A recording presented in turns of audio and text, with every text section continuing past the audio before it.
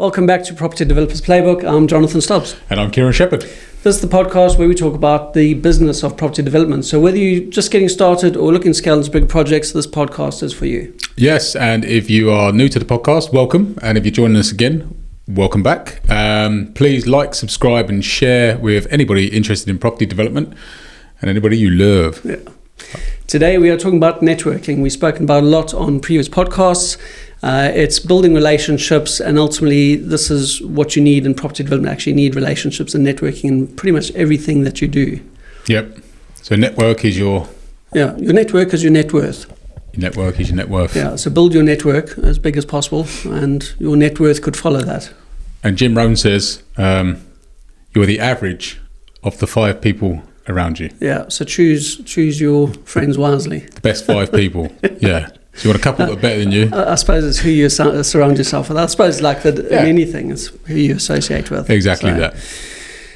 Property, people think is a land and buildings business, but actually it's a relationship business because everything in property development is all about the relations. Yeah, absolutely. So whether you're looking for pieces of land, you've got to talk to vendors, you've got to talk to commercial agents, estate agents, and then if you're doing planning, you've got to planning consultants, your whole professional team, and then when you get into the building side of things, you've got all the builders and subcontractors as well. Yep.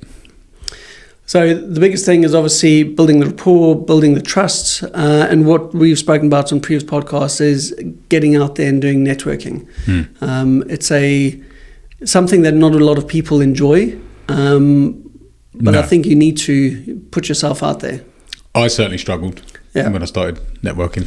Yeah, likewise. Yeah, I think what I hated in some networking events, you had to stand up and introduce yourself. Yeah. And there was a book I read many years ago, which was "And Death Came Third," and basically it was saying, out of all people's fears, death was third. The first one was public speaking. I actually can't remember what the second one was, but public speaking. Being naked outside? Never had that as an option. Oh, that's just a dream. Yeah, I don't know what you got up to. That's interesting, though, isn't it? Yeah, because it does. I always have this sort of weird, I'll do anything, and then a confidence, and then all of a sudden it hits you and goes, oh, I've actually got to do that. Yeah, and you've got to stand up and introduce yourself. Yeah. And I always had the problem of not really knowing, having a fixed blurb of who I am. Yeah, how to articulate it, and basically your 1 minute pitch. To kind of introduce yourself and make you stand out, and people want to come and talk to you afterwards and something like that. Would you say? I think that's actually quite a good place for people to start, is maybe just prepare that. Don't overthink it, but prepare some bullet points way before you go and networking, just to understand really who you are or who you want to be projecting. I think that's an important thing. I wish I did that, because or who you help. If you help someone, it does make it a lot easier. Yeah. So, we help investors who are cash rich and time poor increase their wealth through property developments, and that's how we can help them out. Yeah. Whether you're in construction, you're helping them deliver projects on time, on budget. Oh, and that's the other thing as well, I suppose, because we just thought that differently, but different networking events you'll pitch a little bit different. Yes. So it's well worth thinking about that pitch. And sometimes you're not asked to stand and introduce yourself, but people will ask who you are, and every meet and greet is an introduction of who you are and what services you can provide. And this is kind of effectively where you network effectively. Effectively. Yeah. Because it's not just about collecting business cards. You don't want to go, although you want to meet a lot of people and people will hand out business cards, although we don't carry business cards ourselves. No. It's not just about collecting how many business cards can you collect. Go there with the intention of building relationships and basically seeing how you can help other people. Yeah, I think that's it. I think it's don't go in there just trying to be a buyer or a seller. You want to be you're trying to network and try and build relationships and connections, and generally just try and be interested and open-minded into what other people are there. It's quite hard if you go to somewhere and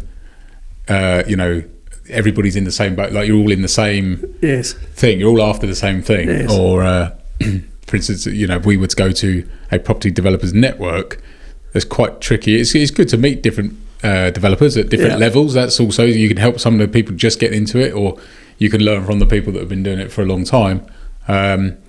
but it's also, you've got to know that that's why you're going there, to make those connections, right? You're not pitching, you're not selling, there's no buyers there. So really think about what the event is about and what you're bringing to it.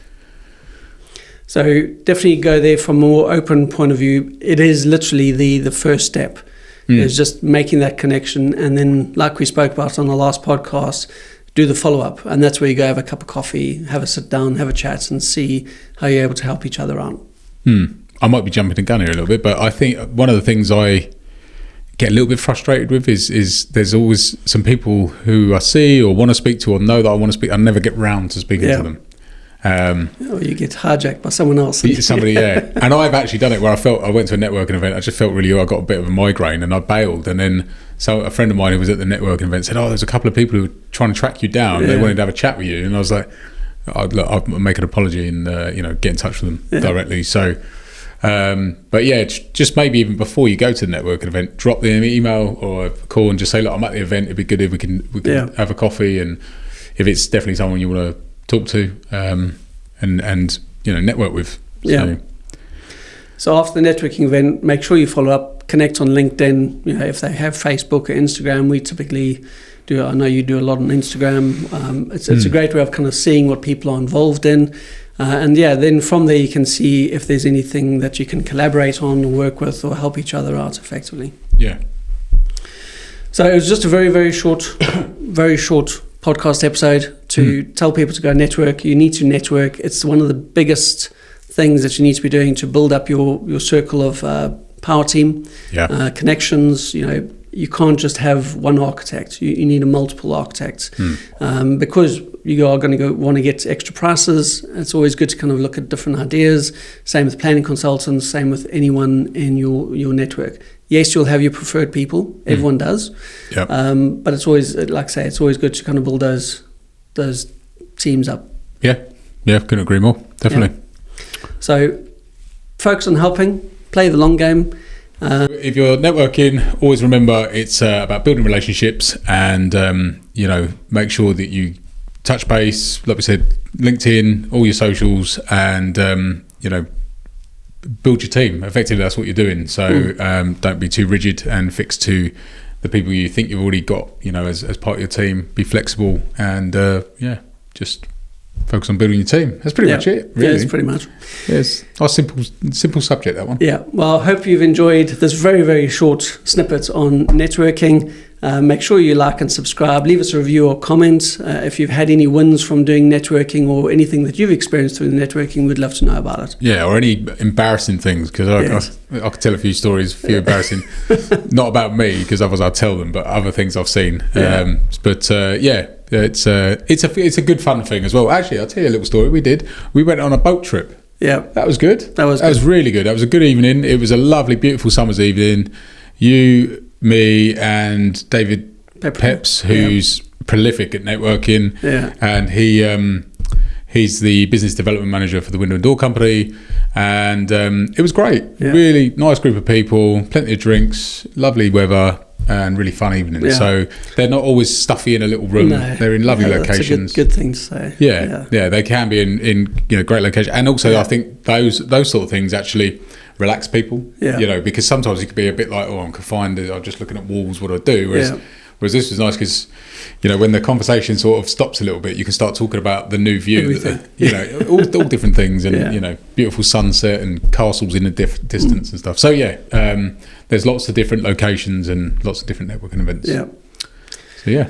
So as always, learn, build and scale. Till next time, I'm Jonathan Stobbs. And I'm Kieron Shepherd. Thank you.